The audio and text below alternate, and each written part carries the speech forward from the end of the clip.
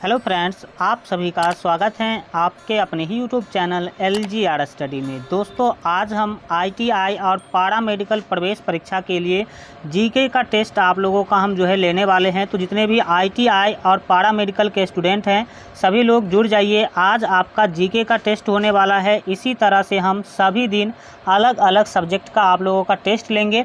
चलिए शुरू करते हैं। आज आपका जीके का टेस्ट है। अलग अलग सब्जेक्ट का अलग अलग दिन आप लोगों का टेस्ट लिया जाएगा। आज का आपका शुरुआत हम कर रहे हैं कुछ आसान क्वेश्चन से करेंगे। एक दो आसान क्वेश्चन देखेंगे, फिर हम लोग बहुत ही अच्छे लेवल का क्वेश्चन भी देखने वाले हैं, जिस टाइप का क्वेश्चन आपके एग्जाम में पूछा जाता है।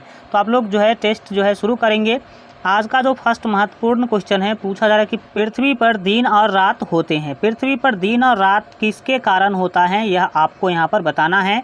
फर्स्ट ऑप्शन दिया गया है दैनिक गति के कारण, बी ऑप्शन है वार्षिक गति के कारण, सी ऑप्शन है छमाही गति के कारण और डी ऑप्शन है तिमाही गति के कारण। तो कौन यहाँ पर आपका सही आंसर होगा, फास्ट कमेंट करेंगे। इसके लिए हम आप लोगों को 5 सेकंड का टाइम देते हैं। 5 सेकंड में आप लोग फास्ट कमेंट के माध्यम से बताएंगे फास्ट में कि आपका इसका सही आंसर कौन सा हो जाएगा। हम यहाँ पर आपको बता दें कि यहाँ आपका ए ऑप्शन है बिल्कुल ही सही होगा। याद रखेंगे कि पृथ्वी पर दैनिक गति के कारण दिन और रात होती हैं। दिन और रात किसके कारण होती है, दैनिक गति के कारण। ठीक है, चलिए आगे बढ़ जाएंगे और देखेंगे नेक्स्ट यहाँ पर अपने 2 नंबर महत्वपूर्ण क्वेश्चन को। 2 नंबर क्वेश्चन के द्वारा यहाँ पर आपसे पूछा जा रहा है, जैसा कि आप देख सकते हैं कि सबसे बड़ा ग्रह है। सबसे बड़ा ग्रह कौन सा है, तो फास्ट कमेंट कीजिए। ऑप्शन आपको दिया गया है, ए ऑप्शन है बृहस्पति, बी ऑप्शन है पृथ्वी, सी ऑप्शन है यूरेनस और आपका डी ऑप्शन है शुक्र है। तो आप लोग फास्ट कमेंट करेंगे कि यहाँ आपका सही आंसर कौन हो जाएगा। तो यहाँ हम आपको बता दें कि यहाँ आपका सही आंसर होगा वो ए होगा। डैट मीन्स याद रखेंगे बृहस्पति आपका सबसे क्या है, बड़ा ग्रह है। चलिए आगे बढ़ जाएंगे और देखेंगे नेक्स्ट हम लोग यहाँ पर आपके तीसरे महत्वपूर्ण क्वेश्चन को पूछा जा रहा है कि सबसे छोटा ग्रह है। ए ऑप्शन आपको मंगल दिया गया है, बी शनि है, सी ऑप्शन बुध है और डी ऑप्शन नेपच्यून है। तो आप लोग बताएंगे कि कौन सा यहाँ पर आपका सही आंसर हो जाएगा। फास्ट कमेंट कीजिए कि 3 का आपका क्या सही आंसर होगा। चलिए सभी लोग कमेंट करेंगे, बताएंगे कि 3 का ए, बी, सी या फिर डी कौन सा सही आंसर होगा। चलिए हम यहाँ पर आपको बता दें कि यहाँ पर आपका सी ऑप्शन सही होगा। बुध वो क्या है, सबसे छोटा ग्रह है। और बुध के बारे में आपको बता दें कि बुध वो सूर्य के सबसे नज़दीक भी है। और इसी कारण से अगर क्वेश्चन ये पूछ लिया जाए कि सबसे गर्म ग्रह कौन है, तो जो सबसे नज़दीक होगा सूर्य के सबसे नज़दीक होगा वही तो क्या होगा, सबसे गर्म ग्रह होगा।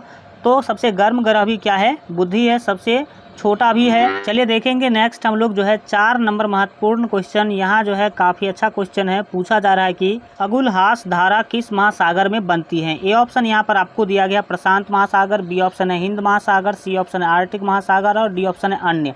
तो कौन ऐसी महासागर है जिसमें अगुलहास धारा बनती है। फास्ट कमेंट के माध्यम से आप लोग बताएंगे। फास्ट कमेंट कीजिए सभी लोग कि ए का यहाँ पर सॉरी ये 4 नंबर क्वेश्चन है, 4 का क्या सही आंसर होगा। कोई भी ऐसा स्टूडेंट नहीं होगा जो कमेंट नहीं करेगा, सभी लोग कमेंट करेंगे सही या फिर गलत। अगर आप ये सोच करके आंसर नहीं करते हैं कि अगर मैं आंसर करूंगा और गलत हो जाएगा तो क्या होगा, तो ये सब मत सोचिए। ये सब सोचने की आपको ज़रूरत नहीं है। अगर आप यहाँ गलती करते हैं तो आप एग्ज़ाम में गलती नहीं करेंगे। हम यहाँ पर आपको बता दें, यहाँ आपका बी ऑप्शन है बिल्कुल ही सही होगा। हिंद महासागर में अगुलहास धारा चलती हैं, यह आप याद रखेंगे। चलिए आगे बढ़ेंगे और देखेंगे यहाँ पर आपके 5 नंबर महत्वपूर्ण प्रश्न को। 5 नंबर क्वेश्चन के द्वारा यहाँ आपसे पूछा जा रहा है कि पृथ्वी का सबसे भीतर वाला भाग क्रोड किसका बना होता है। आपको पता होना चाहिए कि पृथ्वी भी कितने लेयर से बनी हुई है। तो सबसे भीतर वाला लेयर है, सबसे भीतर वाला भाग है, उसको क्रोड कहते हैं। तो ये किसका बना होता है। ए ऑप्शन है तांबा और जस्ता, बी ऑप्शन है निकेल और तांबा, सी ऑप्शन है लोहा और जस्ता और डी ऑप्शन है वो लोहा और निकेल हैं। तो आप लोग फास्ट बताइए कि 5 का सही आंसर क्या होगा, यानी कि क्रोड किसका बना होता है। आप लोग बताएंगे ए, बी, सी, डी कौन सा सही आंसर होगा। फास्टली आप लोग बताने की कोशिश करेंगे। चलिए यहाँ पर हम आपको बता देते हैं कि यहाँ आपका सही आंसर होगा वो डी होगा। डैट मीन्स याद रखेंगे लोहा और निकेल का, क्रोड लोहा और निकेल का बना हुआ है। चलिए आगे बढ़ जाएंगे और यहाँ पर देखेंगे हम लोग आपके 6 नंबर महत्वपूर्ण प्रश्न को। 6 नंबर क्वेश्चन के द्वारा पूछा जा रहा है कि मैग्नीज के उत्पादन में भारत का दूसरा स्थान है, प्रथम देश कौन है। आपको बता दें कि मैग्नीज जो आपका है, मैग्नीज के उत्पादन में भारत का जो स्थान है वो दूसरा है, तो प्रथम देश कौन सा है। ए ऑप्शन है फ्रांस, बी ऑप्शन है रूसी संघ, सी ऑप्शन है कनाडा और डी ऑप्शन है संयुक्त राज्य अमेरिका। तो आप लोग जल्द से जल्द जो है बताएंगे कि यहाँ पर जो है आपका सही आंसर क्या हो जाएगा, 6 का सही आंसर क्या होगा। हम यहाँ पर आपको बता दें कि 6 का जो आपका सही आंसर होगा वो बी होगा, डैट मीन्स रूसी संघ जो है यहाँ आपका बिल्कुल जो है सही आंसर हो जाएगा। चलिए आगे बढ़ जाएंगे और देखेंगे यहाँ पर आपके अगले 7 नंबर महत्वपूर्ण प्रश्न पूछा जा रहा है कि निम्नांकित में से कौन सा देश कोयले का सबसे बड़ा उत्पादक है। कोयले का उत्पादन सबसे अधिक कौन सा देश करता है। A option Brazil, B option Bharat, C option America और डी ऑप्शन चीन। तो जल्द से जल्द आप लोग कमेंट के माध्यम से बताइए कि यहाँ पर आपका सही जो है आंसर क्या हो जाएगा। चलिए तो यहाँ पर हम आपको बता दें कि यहाँ पर आपका जो सी ऑप्शन है सही होगा। याद रखेंगे अमेरिका जो है वो सबसे बड़ा उत्पादक देश है, किसका, तो कोयले का। अगर भारत के अंदर पूछा जाए कि भारत में सबसे बड़ा उत्पादक राज्य कौन है कोयले का, तो झारखंड है। ठीक है, झारखंड में भारत के अंदर सबसे अधिक कोयला पाया जाता है। चलिए देखेंगे यहाँ पर हम लोग आपके अगले 8 नंबर महत्वपूर्ण क्वेश्चन को पूछा जा रहा है कि इनमें किसको जापान का मैनचेस्टर कहा जाता है। किसको जो है जापान का मैनचेस्टर कहा जाता है। ए ऑप्शन आपको अमेरिका दिया, सॉरी ए ऑप्शन जो है आपको ओसाका है, बी ऑप्शन है टोक्यो और जो सी ऑप्शन है वो नागासाकी है और जो डी ऑप्शन है वो याकोहामा है। तो फास्टली आप लोग बताएंगे कि यहाँ पर जो आपका क्या सही आंसर हो जाएगा। तब तक हम आपको बता दें कि नागासाकी के ऊपर, ठीक है, परमाणु बम गिराया गया था। आप सभी को पता होगा कि हिरोशिमा और नागासाकी भी कहीं कहीं बोलते हैं, कहीं कहीं नागासाकी बोलते हैं।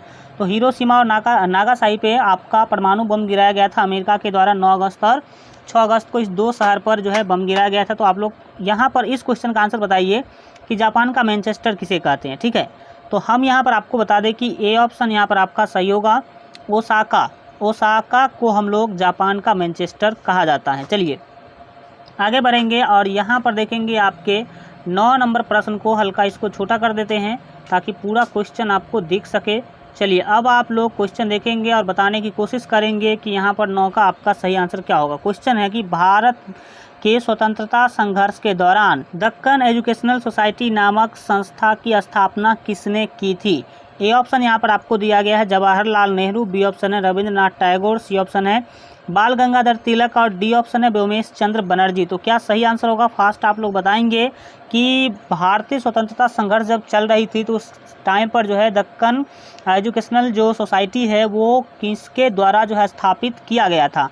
तो यहाँ जो आपका सही आंसर होगा वो सी होगा, डैट मीन्स याद रखेंगे बाल गंगाधर तिलक यहाँ पर जो है आपका सही आंसर हो जाएगा। चलिए आगे बढ़ेंगे और देखेंगे यहाँ पर आपके 10 नंबर प्रश्न को पूछा जा रहा है कि 1857 के गदर के समय भारत का गवर्नर जनरल कौन था।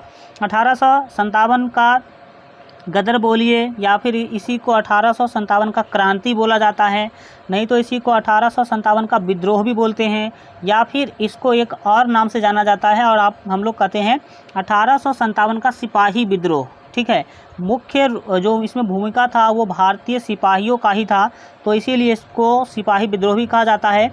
तो यहाँ पर आपको बताना कि जब 1857 का जो गदर हुआ, जो ये आप कह सकते हैं कि उस टाइम पर जो यहाँ के लोगों के द्वारा जो विरोध किया गया 1857 के समय पर, तो उस टाइम पर गवर्नर जनरल जो है कौन थे।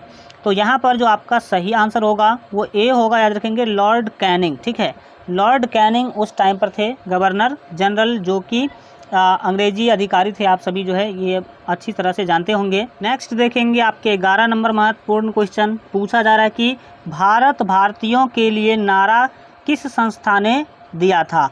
ये एक नारा दिया गया था भारतीयों के लिए, तो ये जो नारा है वो किस संस्था ने दिया था यह आपको जो है बताना है। तो यहाँ पर आप लोग फास्ट जो है बताएंगे। ए ऑप्शन आपको दिया गया है अशासकीय संस्था, बी ऑप्शन है आर्य समाज ने, सी ऑप्शन है आपका ब्राह्मण समाज ने और डी ऑप्शन है अन्य। तो क्या यहाँ जो है आपका सही आंसर होगा, फास्ट कमेंट के माध्यम से आप लोग बताएंगे।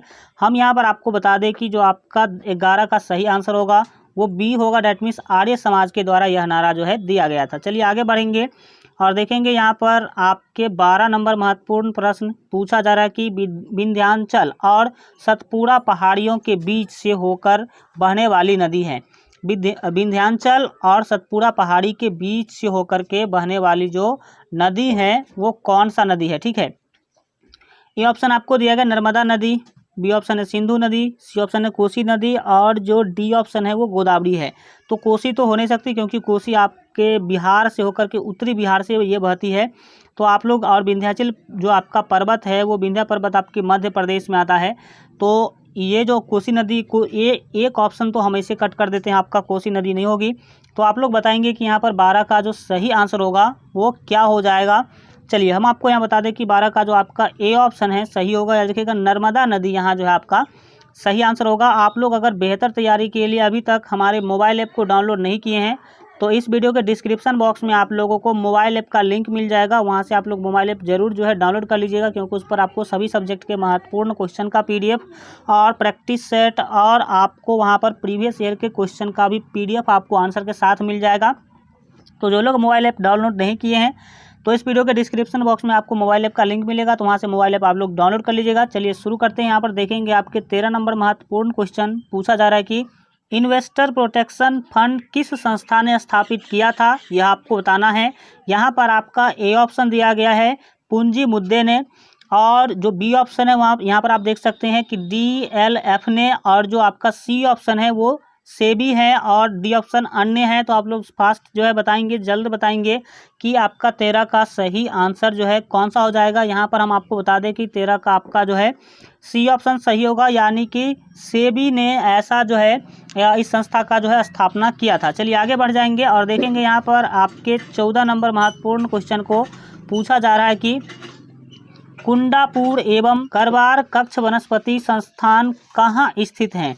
ए ऑप्शन जो है यहाँ पर आपको दिया गया केरल राज्य में, बी ऑप्शन है कर्नाटक राज्य में, सी ऑप्शन है तमिलनाडु में, और जो डी ऑप्शन है वो त्रिपुरा में है। तो आप लोग जल्द जो है बताएंगे कि ये जो आपका कुंडापुर एवं करवार कक्ष वनस्पति संस्थान जो है वो कहाँ है। तो यहाँ पर हम आपको बता दें कि जो आपका सही आंसर होगा वो बी होगा, डैट मीन्स आप याद रखेंगे कर्नाटक राज्य में ये जो है वनस्पति संस्थान है, ये स्थापित हैं। चलिए आगे बढ़ जाएंगे और देखेंगे यहाँ पर आपके 15 नंबर महत्वपूर्ण प्रश्न। 15 नंबर क्वेश्चन के द्वारा जो है आपको पूछा जा रहा है कि भारत की प्रथम बहुउद्देशीय परियोजना किस नदी पर बनाई गई थी। भारत का जो प्रथम बहुउद्देशीय जो परियोजना थी वो किस नदी पर बनाई गई थी। ए ऑप्शन यहाँ पर आपको दिया गया कावेरी नदी, बी ऑप्शन है गंडक नदी, सी ऑप्शन है दामोदर नदी, और जो आपका डी ऑप्शन है वो यमुना नदी है। तो फास्ट आप लोग बताने की कोशिश करेंगे कि यहाँ पर आपका 15 का क्या सही आंसर होगा। चलिए यहाँ पर हम आपको बता देते हैं कि अब 15 का जो आपका सही आंसर होगा वो सी होगा, डैट मीन्स दामोदर नदी यहाँ जो है आपका सही आंसर होगा। चलिए आगे बढ़ जाएंगे और देखेंगे यहाँ पर आपके अगले 16 नंबर प्रश्न को पूछा जा रहा है कि भारत में प्रथम स्थापित परमाणु संयंत्र कौन सा है। सबसे पहले भारत में जो है परमाणु संयंत्र जो है कौन सा स्थापित किया गया था। ए ऑप्शन यहाँ पर आपको दिया गया तारापुर परमाणु संयंत्र, बी ऑप्शन यहाँ पर आप देख सकते हैं कि कैटेनोम परमाणु संयंत्र, और जो आपका सी ऑप्शन है वो है कुडनकुलम परमाणु संयंत्र, और डी ऑप्शन है अन्य। तो क्या जो है यहाँ पर आपका सही आंसर होगा, फास्ट जो है आप लोग बताने की कोशिश करेंगे। यहाँ पर हम आपको बता दें कि 16 का जो आपका सही आंसर होगा वो आपका जो है ए होगा, डैट मीन्स तारापुर परमाणु संयंत्र जो है यहाँ पर आपका सही आंसर होगा। तारापुर परमाणु संयंत्र किस राज्य में है ये आप लोग कमेंट के माध्यम से बताएंगे, और जिनको नहीं पता होगा तो वो बता दीजिएगा, मुझे पता नहीं तो हम उसको रिप्लाई में बता देंगे कि तारापुर परमाणु संयंत्र जो है कहाँ स्थित है। चलिए आगे बढ़ जाएंगे और देखेंगे यहाँ पर अगले 17 नंबर महत्वपूर्ण प्रश्न पूछा जा रहा है कि यूनाइटेड किंगडम में शामिल है। यूनाइटेड किंगडम में कौन जो है शामिल है। ए ऑप्शन यहाँ पर आपको दिया गया है इंग्लैंड तथा उत्तर आयरलैंड, और जो डी ऑप्शन है वो यहाँ पर आपका दिया गया ए और डी। ए और डी नहीं होगा, ये क्या होगा आपका बी होगा। तो आप लोग फास्ट जो है बताएंगे कि यहाँ पर 17 का आपका क्या जो है सही आंसर होगा। हम यहाँ पर आपको बता दें कि यहाँ पर आपका डी यानी कि ए और बी, ये आपका डी नहीं क्या है, बी ऑप्शन यहाँ पर जो आपका जो है सही आंसर होगा। चलिए आगे बढ़ेंगे और देखेंगे आपके 18 नंबर महत्वपूर्ण प्रश्न पूछा जा रहा है कि आगरा शहर को किसने बनाया था। आगरा शहर किसके द्वारा जो है बनाया गया। ए ऑप्शन यहाँ पर आपको दिया गया सिकंदर लोदी, बी ऑप्शन दिया गया अकबर और सी ऑप्शन है आप देख सकते हैं कि बहलोल लोदी और डी ऑप्शन है शाहजहां। तो किसके द्वारा आगरा शहर जो है बसाया गया था, आगरा शहर को किसने बसाया था, यह जो है आपको बताना है। तो यहाँ जो है आपका सही आंसर होगा वो ए होगा, डेट मीन्स सिकंदर लोदी के द्वारा आगरा शहर का जो है स्थापना किया गया था, बसाया गया था। अब आगरा का तो नाम भी चेंज कर दिया गया, आगरा अब जो है आगरा जो है नाम हटा दिया गया है। तो आगरा का नया नाम क्या है आप लोग बताएंगे। वैसे तो हम एक जो है वीडियो भी आप लोगों को दिए थे बहुत सारे, जिसमें जगह का नाम जो है चेंज किया गया था, तो उसके ऊपर जो है बदले गए शहरों के नाम पर एक वीडियो हम आप लोगों को कम्युनिटी में लगा दिए थे, तो आप लोग देख लिए होंगे। चलिए देखते हैं 19 नंबर क्वेश्चन पूछा जा रहा है कि राष्ट्रीय प्रतीक के निचले भाग में उत्कीर्ण शब्द सत्यमेव जयते किस संदर्भ के लिए हैं।